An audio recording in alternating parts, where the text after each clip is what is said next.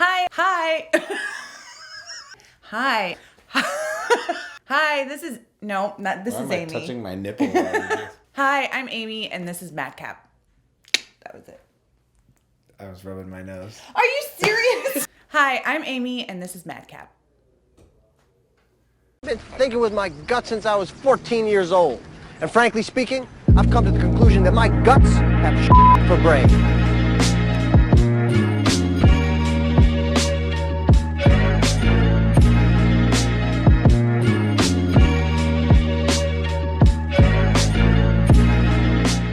Hey gang, what's going on? This is Nick.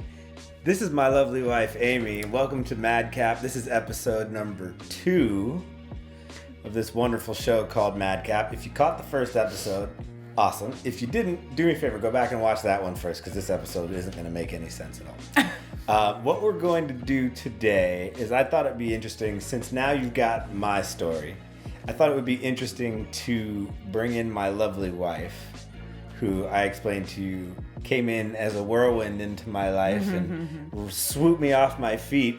So Amy's been with me through this entire whirlwind and has been here obviously since day one. I just found out a couple of weeks ago that I'm bipolar. So I thought it'd be an interesting video if we brought her in, because I want you to meet her, but also because I thought it would be interesting to ask her a couple of questions about what it's like to live with somebody who's bipolar. And we'll see now if she's noticed anything. I already see the faces. If there's, what her take is on this. So we're gonna jump right in. So hi, wifey. Hello. How are you? I'm good. Welcome to Madcap. Yay. Yay. So what can we tell everybody about? Let's give everybody a little bit of background into you and me. I explained this a little bit in the first episode, but we're gonna Like how we met? yeah. How it started? Should we just start with all the gory details? It's up to you. Well, we met on the lovely interweb.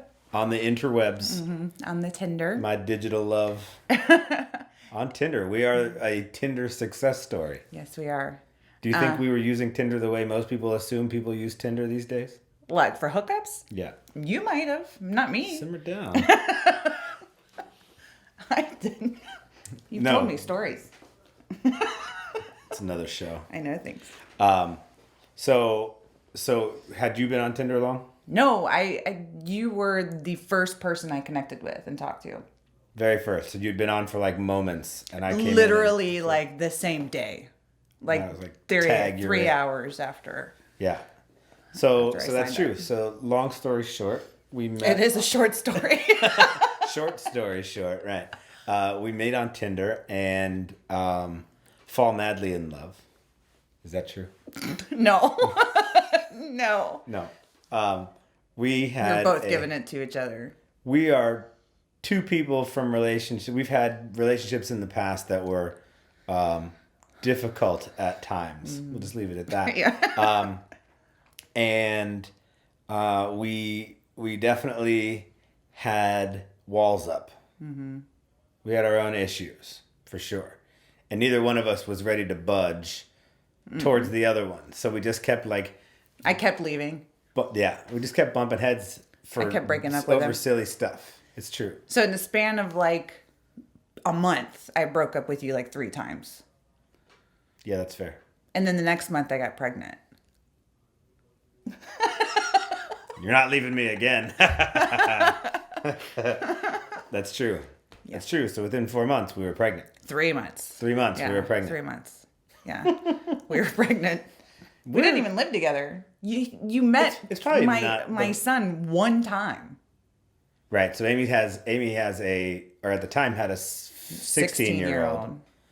She Almost still has 18. him. He's 16 or 17. What? He's almost 18. He's almost 18. Yeah, he's July. 17 now. He'll be 18 in July. His name's Cade. Cade is awesome. He also outweighs me by about 70 pounds and is about 4 inches taller than I am. So it's a little scary. But yeah, that's all true. So crazy for the sake of crazy, we are insane as far as how relationships go or get started. Most people would say, oh, you have to go for you. I don't know what the rules are. We don't have any. We break all the rules regularly. And it works for us. It does. It's not easy, but every relationship's not easy. Yeah, I just think that we packed like 3 years of getting to know each other into like a month, and then all of a sudden we have this family together. Right. And pregnancy doesn't help the getting to know you phase. No, even post-pregnancy. Right. I still feel like you don't know me. You say that sometimes. Yeah. I say that to you sometimes. Mostly when it's like, do the dishes. And I'm like, I can't do any more dishes. And that's not how it goes at all. What kind of show is this? Yeah, so anyway, short story short again, we are married. We got married in June, and then we had a baby in October. And this family just kind of works. So we live in the boonies, and we're just making things happen. So it's middle of April, May, June. So yeah, we're like at 10 months. We celebrated our year on December 4th. So we had gotten married and had a baby before we knew each other for a year. We just got back home. What? We were walking the dog. I have no idea We you were had doing no that. idea. Oh, well, I'm back now. Okay. Okay. Can you check on the babe? Yeah, I did. Okay. Don't touch anything. I'm not touching yours. You just want to have your fingers in it? Hey, you better put this in your video. Not going in there. I love all your supporters. Oh, I might put that part in. My name's Dave. I hope they can hear that. You know what's so interesting is that it's so bipolar, That's the whole situation. what? It is so bipolar. Mm-hmm. So that's what I was going to get to is what is it like to live with somebody who's bipolar? Now we're going to throw a quick curveball at you with this tidbit of information. First, let's go back a step. We have our baby in October, and Amy's concern was, well, you keep hearing about postpartum depression. And I was already really shaky throughout the pregnancy. It was a tough pregnancy for sure. She was sick the whole time and like definitely going through it. And when the baby came out, that's a weird way to say that. When the baby finally arrived,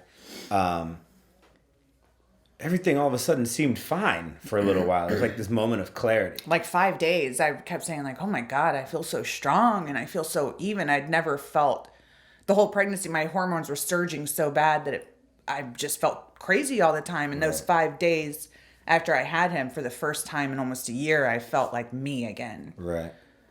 You know? Yeah, and I think we got real comfortable with that. We were like, oh, great. Yeah. And then slowly but surely. It was on Halloween. It started on So Halloween. the baby's born on the 26th. Amy starts noticing on Halloween, so just a few days later, that something feels funny. I'm not okay. Yeah. Yeah. Yeah. And then it just kind of ramped up from there. And like suddenly it was full blown postpartum depression. Yeah. And I didn't want to take medication because we were feeding. yeah, I was breastfeeding. But that was causing a problem for me too. I developed this weird, rare disorder that my doctor hadn't even heard about. And it's when you're breastfeeding and when the baby latches on and you have the letdown, it's like a feeling of doom goes through your body. It was really, Nick could see it on my face every time he would latch on and he'd let down. I would just this look on my face that he saw it every time. It was crazy. You would see this like look of intensity and almost terror every time she was getting ready to breastfeed. And I feel like that's the kind of thing that can stick after a while. So even if you got through that, it's like, oh, do you get this anxiety around your child every time that happens? Right. So that exists, right? And so we did that for 3 months. We did that for 3 months. 3 months. Did you see the look in that face? So 3 months, and then finally decided, no, something's got to change. Yeah, a lot of things had to change. So we kind of we put our heads together and like, okay, we knew that I had to go to the doctor because I started having thoughts I couldn't let go of. And I kept thinking something horrible was going to happen to the baby and I couldn't be away from him, but being around him caused me stress. So a lot had to change. And the first one was not breastfeeding. The second one was going to a doctor to get medication. Yeah. Right. And I think the decision that we made was good, but we went to the wrong doctor. Yeah. We went back to the OB. That's a bad idea. Wasn't a great idea. No. And he immediately just said, "Oh, really? You're feeling that? Well, if you're feeling that, then you need to take this."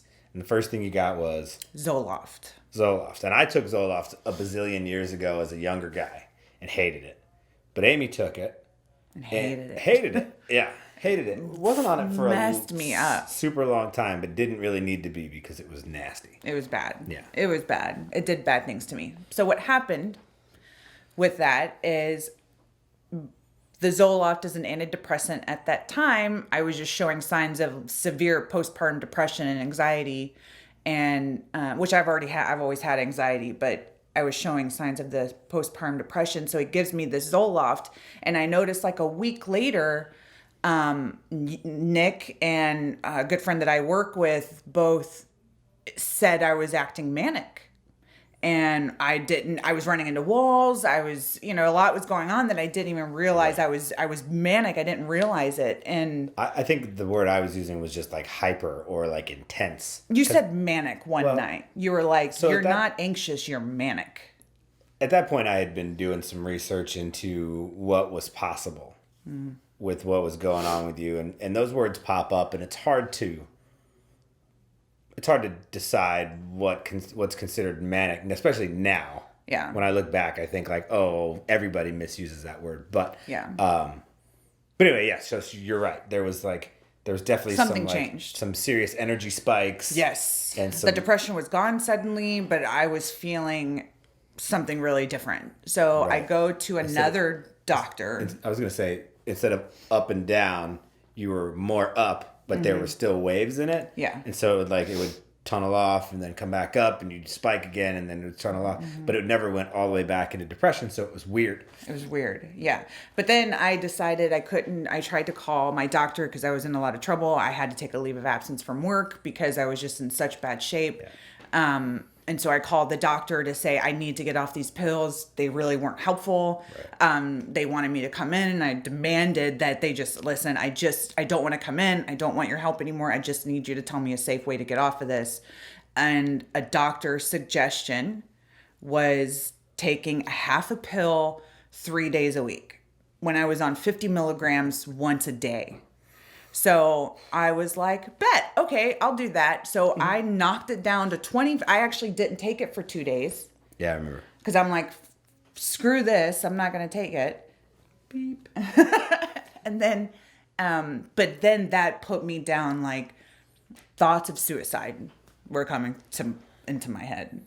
And not so much like, oh, I'm definitely going to do this. But like, if things were different, I could see that happening. Yeah, because I can't. It was a feeling of I was trapped in this skin that I didn't recognize anymore, and I couldn't take it. Right. So I go to another doctor, and the first thing she asked me is what were the side effects I had with Zoloft, and I told her, and then she mentioned the word bipolar disorder, and she let me know that people that react to Zoloft with manic episodes, it's a glaring red flag that they are suffering from bipolar disorder. So, 5 days before Nick, I was diagnosed with bipolar 2. Surprise! So we are a bipolar couple. Mm-hmm. Soak that one up for a second.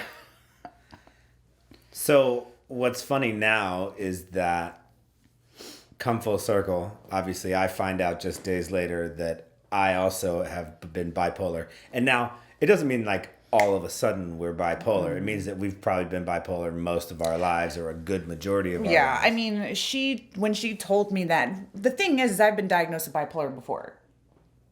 So like doesn't go away. 8 years ago, I went to a psychiatrist, and immediately she said bipolar, but she also said PTSD and depression. It was just a long list, and ignored it. And so when I talked to this doctor and she was like, well, what have you been diagnosed with before? Like, where have you been? And I said, blah, blah, blah, and bipolar disorder. And I said, I don't agree with that diagnosis though. And she said, well, why? And I told her, and she's like, well, I'm going to tell you, Right. you have bipolar disorder.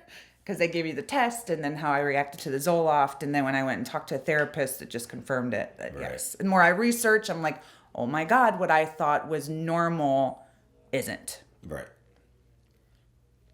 It's crazy. Yeah. So the point of this video today is that now that you know all that, and you know that she and I are both pretty well versed in what it means to be You got this. to be bipolar. My questions to you today are: now that we are able to define specific symptomatics or personality traits or things that we know a person with bipolar has.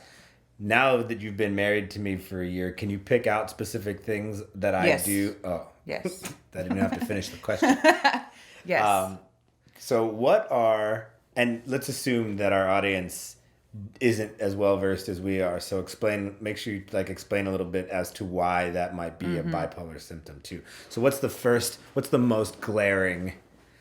How you tend to bounce from one thing to another. Like you always feel very restless to me. Like whether it's, things you're doing for your creative side, looking for a job, eating, healthy. It just, everything you do, you go in these spurts of phases to where oh, and then anything that catches your attention, you dig your claws in it and you make it your world. That's true. For 3 weeks. Yes. And then it's on to the next thing. Ask how many guitars I own that I Yes. can't play. Ask how many times you've moved. Nick moved every year. Every year, Nick moved. Every year since I was 18. Yes. So that was a problem when we first started dating is this guy is telling me I'm going to finish school and I'm moving away from here. And I'm like, why am I going to waste my time? That's fair. That's fair. Yeah. That was a legitimate thing. I know. That's why I got pregnant. To keep your ass here. Just kidding. So I am super, let's say, sporadic. I can't stay focused.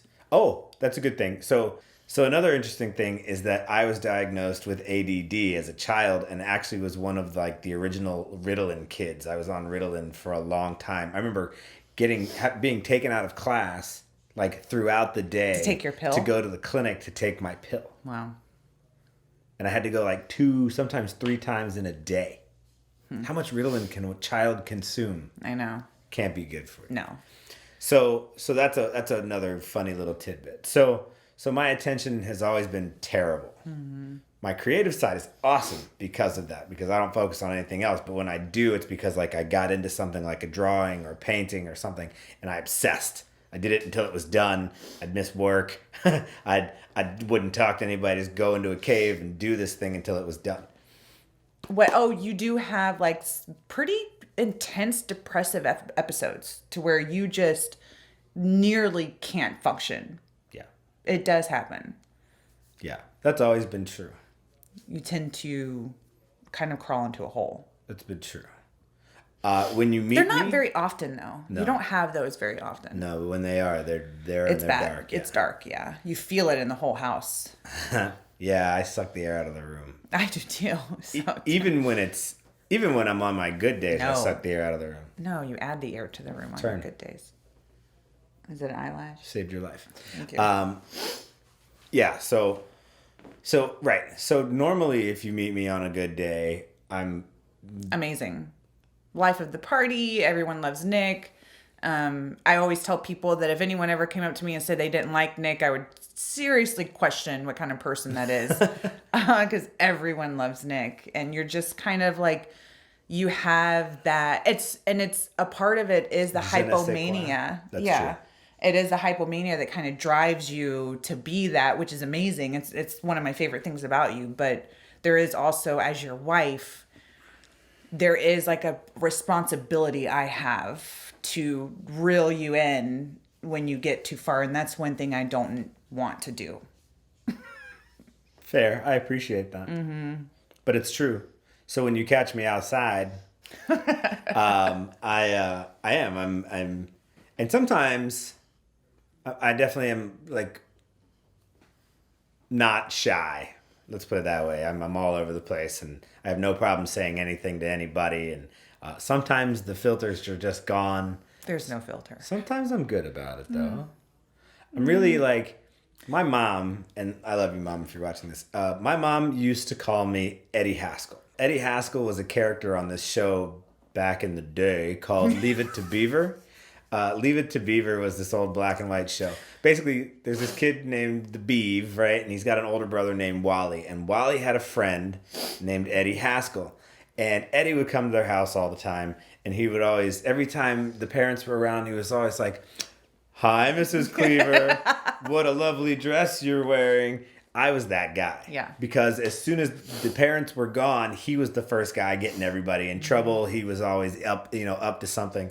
And that was always me. I was always like so good at putting on that smile and being kind of swarthy. Swarthy? Swarthy. Totes.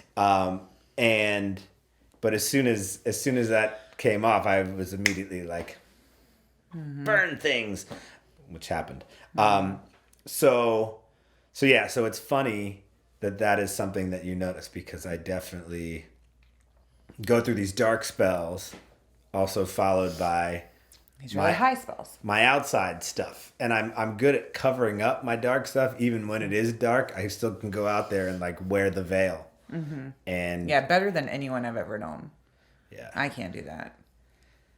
I learned way early on as a young kid who was really, what's the word? I was insecure.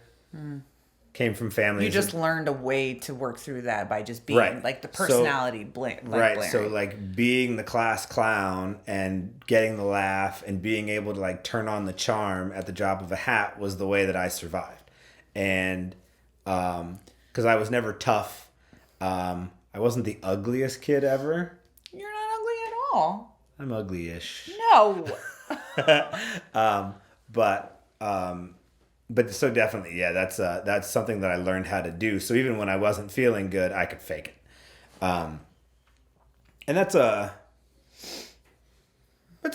interesting quality to have. I think that I don't know how different I would be if somebody had said, "Hey, learn how to deal with your problems. Don't cover them up with humor." But I don't know. I'm okay now, I guess. No, I think it benefits you. I Yeah. think it benefits you now.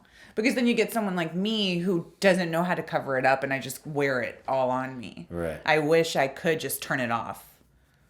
Although I do when I have to work. Like when I work with clients, so I have to be on my A game. That's the only time I'm able to turn it off. But I think it's because when I'm working, I'm so far outside of myself and kind of in the mud with my clients that it's not about me, that I think that's what helped. That's why I can turn it off.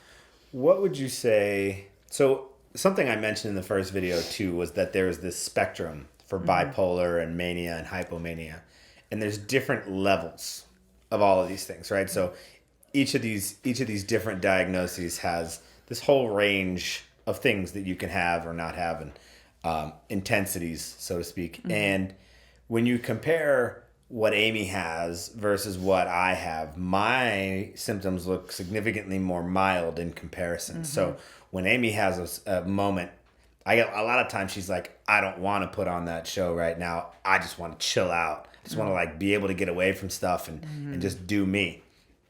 Whereas I'll sit like a lump in the middle of things and still be there and just bring the rest of the room down. But yeah, so that's so it's not like we just have the same thing. It's not like we both have the flu. You know what I mean? It's more like It's much different in us. right. It's so significantly different in each person. And so once again, you're not alone. Okay, so can you think of a third thing that you definitely notice while married to me? Spending. Ew. Yeah, that's true. I thought of a different one, but yeah, okay, let's go into that one first. Yeah, you spend a lot of money. Yeah, I'm terrible with my money, and that is that's true in all kinds of people. A lot of Yes. people aren't good with their money, but it is a glaring symptom of somebody who has bipolar disorder. Yeah, I don't even have to go any further into it. That's No, true. I that's just it. money is interesting. It just kind of I'm as sporadic or impulsive with my money as I am with literally everything else in my life. So I'm now that I recognize it and know we've spent the last couple of months anyway trying to like learn how to adjust to that a little bit. Amy's been better with money than I am, so she's my new financial advisor. Basically, I just give it all to her, and then she deals. I tell him how much he can spend. It's fair. It's fair. What else? I've got one if you don't. You go. Eating. Oh. My eating habits are horrendous. And it's the same thing. You'll see a pattern in all of this stuff. I go through periods of like intense, like I'm going to be healthy and run 3 miles a day. And you really do it. Like he really sticks to it. You do the deal. Right. It's been hard now. It's been hard. I've wanted to a couple of times, but because of the new baby and stuff. I think it's a new baby and just we're under so much pressure. You just and don't have stress. time. Even when you try to make time, there's no time. You just can't. You have to like wake up at like 4 o'clock in the morning to make time. Right. I already was like, oh, I'll wake up at... The baby's been waking up pretty regularly at 6. So I'll wake up at 5 and that buys me an hour to do yoga and meditate and maybe go for a run. And I get up at 5. By 5, I forget that there's prep time and just getting up and dragging your butt around to do something else. And by the time I even start, all of a sudden I hear in the distance, and then that's it, and it's over. And now all of a sudden I'm feeding and holding a baby, or Amy's doing it, and she's upset that she's awake, and there's sheets flying everywhere. And it's just hard. And then you try to do it at night. You tell yourself you're going to do all that stuff at night, You're never and gonna you're do it at exhausted night. by the end of the day. By 7 o'clock, you don't even want to make dinner. You just want to sit on the couch and like stare at your phone and put We on. have ice cream. Oh yeah, we're doing that. Oh. Yeah, we're doing it. That's right. Which is why we're going to wrap this up pretty shortly. Can you think of anything else? No. I think those were the 3 like glaring, like when you told me, so I was just diagnosed with bipolar 2, I was like, oh yeah, that makes sense. Yeah. It's true. It's just a milder version than what I have. But what I have too is wrapped up. I'm still struggling with postpartum depression. Right. So I'm still struggling with the postpartum stuff and having a baby and, you know, all the weight I gained in that pregnancy. And then I'm trying to get it off and, you know, just... It's too much. It's a lot It's to a deal lot. with all the same. It's a lot for someone like me who takes a lot of pride in the way that I look and the way that I carry myself. And it's been very humbling. Yeah. Beyond humbling. The most uncomfortable thing I've ever felt. Without a doubt. And I feel like I'm in such a deep hole in it that I don't know how to climb out. That's how a lot of us feel. Even though I know that my severity is not, that my symptoms are not as severe as hers, it doesn't make my depression any less difficult to get out of. No. When you're deep, right? Yeah. And so... I think yours too, you keep a lot of yours internally as to where I'm opposite. I'm like, I try to keep it internally and then I bust at the seams. I feel like it's a blessing that mine are less intense because it gives me the opportunity to suppress them a little bit when things are necessary for me to be, like when I'm needed elsewhere. Mm-hmm. So when Amy's breaking down and Cade's having a moment and the baby's losing his mind and there's, you know, dinner to be made and stuff that needs to get dealt with. Nick does that. Do I? You do. I love you. I love you. So I hope I'm doing that. But also at the same time, I do know that like I'm suppressing something. And so if I don't do something else after that to like release, it just becomes that like powder keg, right? Like you're a ticking time bomb at some point and then you blow up. Mm-hmm. We have blowouts pretty regularly lately. We do. 3. Yeah, it's tense. But they're more regular. Yeah, it's tense. It is. When we're both having it at the same time, we can't help it. So we have these like all out, like, you know, so there's somehow a cat gets thrown. We don't even have a cat. But then, you know, within 3 hours, we've talked it out and we're back to I love you and it just is what it is. And so. And in our defense, though, those big blowout fights, we've had 3 of them in our entire relationship. Our relationship's only been like 6 weeks I know, long. but still. It's not all, it's yeah. it's just us being so close to each other and both of us trying to find our way. I wasn't it. saying that to say that we have problems. Everybody's got problems, but like I was saying that because we recognize at the end of the day that each of us has our own bag. That's a rather large bag to carry. And so sometimes you just got to let it out. And ultimately what happens is you let it out on the people that you're closest to because they're the easiest ones. You're comfortable around them. You have no problem dropping F-bombs and throwing things and like letting it all go because that's the person that like, you probably won't pay for it like you pay for it with somebody else, right? There's less consequence. But also like, it's just what we do. It's what we do. You kind of crap on the people that are closest to you because you know they probably will hopefully still love you at the end of it all. And so, again, you probably can relate to one or two or all of these things that we've talked about in one way or another. As a final thought, what is the one piece of advice that you would give to somebody, whether they also have bipolar disorder or not, to somebody who's either in a relationship or married to somebody who is bipolar? What's that one piece of advice? Patience and understanding. How hard is that?